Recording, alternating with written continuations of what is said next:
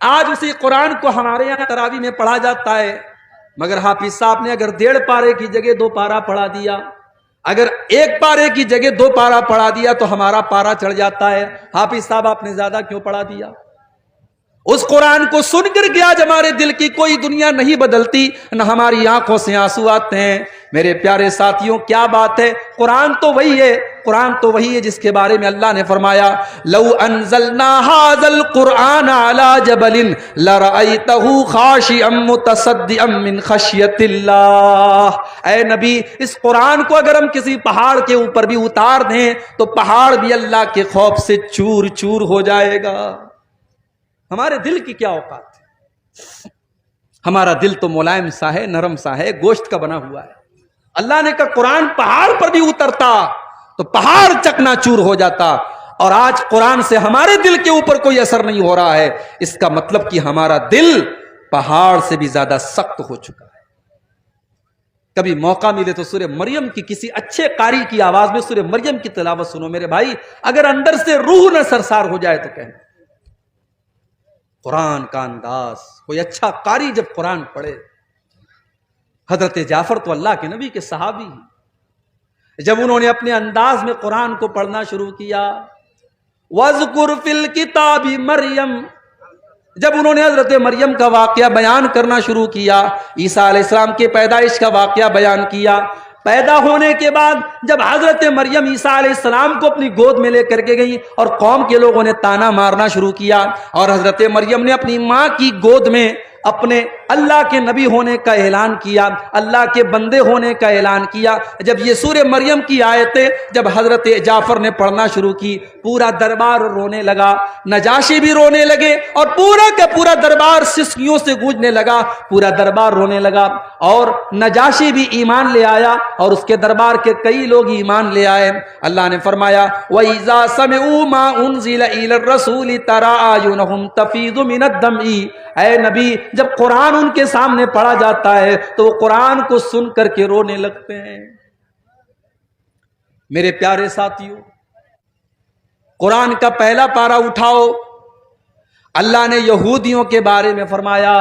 ثُمَّ قَسَتْ قُلُوبُكُم مِّن بَعْدِ ذَلِكَ فَهِيَ كَالْحِجَارَةِ أَوْ أَشَدُّ قَسْوَةً۔ اے یہودیو، تم اتنے گناہ کر چکے ہو، تم اللہ کی اتنی نافرمانی کر چکے ہو کہ گناہ کرنے کی وجہ سے تمہارے دل کٹھور ہو چکے ہیں، تمہارے دل سخت ہو چکے ہیں، پتھر سے بھی زیادہ کٹھور ہو چکے ہیں۔ اس لیے کہ پتھر بھی کچھ ایسے ہوتے ہیں کہ پتھر سے رس رس کر کے پانی بہنے لگتا ہے، پتھر اللہ کے خوف سے جھک جاتا ہے اور پتھر سے ندیاں نکلنے لگتی ہیں، مگر اے یہودیو، تم اللہ کے اتنے بڑے نافرمان اور اتنے بڑے گنہگار ہو کہ تمہارے دل تو پتھروں سے بھی زیادہ سخت ہو چکے ہیں۔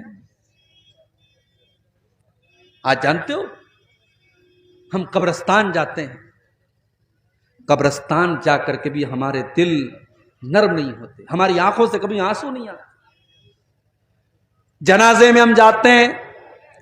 جنازے کو قبر میں اتارا جا رہا ہے اور ہم بیٹھ کر کے دنیا کی باتیں کر رہے ہیں، ہم انڈیا پاکستان کے میچ کی بات کر رہے ہیں، ہم وراٹ کوہلی کے شاٹ کی تعریف کر رہے ہیں، ہم دنیا کی باتیں کر رہے ہیں، ہم قبرستان میں کھڑے ہو کر کے دنیا کی باتیں کر رہے ہیں۔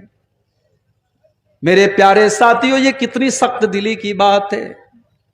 قبرستان تو وہ جگہ ہے جو ہماری اوقات ہمیں بتاتی ہے، جو ہمیں ہماری آخرت بتاتی ہے، مگر ہم تو اتنے سخت دل ہو چکے ہیں کہ قبرستان جا کر کے بھی ہمیں موت یاد نہیں آتی، قبرستان جا کر کے بھی ہم کو آخرت یاد نہیں آتی۔ ابن ماجہ کی روایت ہے، ایک انصاری صحابی کا جنازہ تھا، جنازے کو قبر میں اتارا جا رہا تھا، اللہ کے پیارے نبی اپنے صحابہ کو لے کر کے قبر کے ایک سائڈ میں بیٹھے ہوئے تھے اور بالکل خاموش تھے، اور آپ اس قبر کے بارے میں سوچ رہے تھے۔ اچانک آپ کی آنکھوں سے آنسو بہنے لگے، آپ اتنا روئے حتی بل الثری، آپ کے آنسوؤں سے وہاں کی زمین بھیگ گئی، زمین تر ہو گئی۔ آپ نے اپنے صحابہ سے فرمایا لمثل ھذا فاعدوا یا اخوانی، اے میرے صحابہ اس قبر میں تم کو بھی جانا ہے، یہ منزل تم کو بھی دیکھنی ہے، یہ جگہ تم کو بھی دیکھنی ہے، تم اس کی تیاری کرو۔ او پورنیا میں پلاٹ بنانے والوں، وہ چوک میں مکان خریدنے والوں، وہ کروڑوں کی پراپرٹی بنانے والوں، قبر میں کوئی پراپرٹی کام نہ دے گی، کوئی دکان کام نہ دے گی، تمہارے گھر کا اے سی کام نہ دے گا، تمہارے گھر کا پنکھا کام نہ دے گا، تمہارے گھر میں لگایا گیا انورٹر کام نہ دے گا۔ اس قبر میں تم کو بھی جانا ہے، وہاں تمہارا بیٹا تمہاری مدد کرنے نہ آئے گا، تمہاری بیوی تمہیں ایک گلاس پانی دینے نہ آئے گی۔ لمثل ھذا فاعدوا یا اخوانی، اللہ کے نبی اپنے صحابہ سے کہتے ہیں اے میرے صحابہ، اس قبر میں تم کو جانا ہے، تم اس کی تیاری کرو۔ ہم کو تو قبرستان جا کر کے بھی موت یاد نہیں آتی، ہماری آنکھوں میں کبھی آنسو نہیں بہتے قبرستان جا کر کے۔ عثمان غنی کو دیکھو،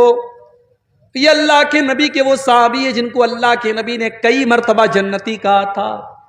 عثمان غنی جب قبرستان کے پاس سے گزرتے تھے اور قبروں کو دیکھتے تھے، زار و قطار رونے لگتے تھے، آنکھوں سے آنسو بہنے لگتے تھے۔ پوچھا گیا کہ عثمان غنی، جنت کی بات آتی ہے تو آپ نہیں روتے ہیں، جہنم کا تذکرہ ہوتا ہے تو آپ نہیں روتے ہیں، قبرستان کو دیکھ کر کے کیوں رونے لگتے ہیں، قبروں کو دیکھ کر کے کیوں رونے لگتے ہیں؟ عثمان غنی کہتے ہیں او لوگو، میں نے اپنے پیارے نبی، اللہ کے پیارے نبی کو یہ فرماتے ہوئے سنا ہے، ان القبر اول منزل من منازل الاخرہ، بے شک قبر آخرت کی پہلی منزل ہے، جس نے اس منزل کو کراس کر لیا اس کے لیے آگے کی منزلیں بھی آسان ہوں گی۔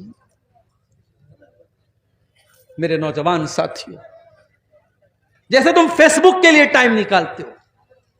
جیسے تم واٹس ایپ کے لیے ٹائم نکالتے ہو، کچھ ٹائم نکالو زندگی میں ایسا جب ہم ہوں، ہمارا اللہ ہو اور ہماری آنکھوں میں آنسو، تنہائی میں بیٹھ کر اپنے پاپوں کو ہم یاد کریں، اپنے گناہوں کو یاد کریں اور اللہ کی بارگاہ میں ہم دو چار آنسو بہا لیں۔ اللہ کی قسم یہ آنسو اللہ کو بہت پسند ہے۔ جس آنکھ سے اللہ کے خوف سے آنسو بہے گا، اس آنکھ کو اللہ تعالی جہنم کی آگ میں نہیں ڈالے گا۔ اللہ کے پیارے نبی فرماتے ہیں لا یلج النار رجل بکت من خشیت اللہ، جو انسان اللہ کے خوف سے روتا ہے، ایسے انسان کو اللہ تعالی جہنم کی آگ میں نہیں ڈالے گا۔ حتی یعود اللبن فی الزرع،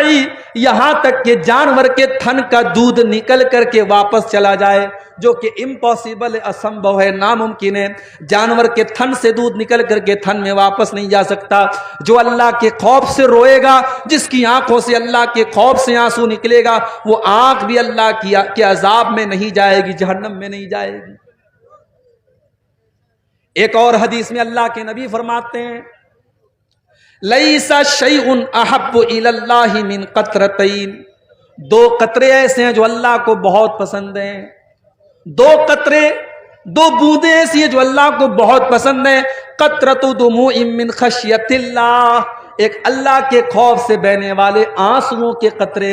اللہ کے خوف سے جس آنکھ سے آنسو نکل جائے وہ آنسوؤں کے قطرے اللہ کو بہت پسند ہیں۔ وقطرۃ دم تحراق فی سبیل اللہ، اور اللہ کی راہ میں بہنے والے شہید کے خون کی بوندیں اللہ کو بہت پسند ہیں۔ اور اس کے بعد اللہ کے نبی فرماتے ہیں کہ دو نشان اللہ کو بہت پسند ہیں، اثر فی سبیل اللہ، ایک وہ نشان ہے جو اللہ کے راستے میں لڑتے ہوئے آنکھ میں لگ گیا، ماتھے میں لگ گیا، پیٹ میں، پیٹھ میں لگ گیا، پیٹ میں لگ گیا، وہ نشان اللہ کو بہت پسند ہے۔ وَأَثَرٌ فِي فَرِيضَةٍ مِّن فَرَائِضِ اللَّهِ، اور اللہ کے کسی فریضے کی ادائیگی میں جو نشان پڑ جائے، نماز کا پڑھتے پڑھتے ماتھے پر نشان پڑ جائے، حج کرتے ہوئے پیر میں نشان پڑ جائے، اللہ کے کسی فریضے کی ادائیگی میں کوئی نشان اگر باڈی پر آ جائے، شریر پر آ جائے، وہ نشان اللہ کو بہت پسند ہے۔ اللہ کے خوف سے رونا اللہ کو بہت پسند ہے۔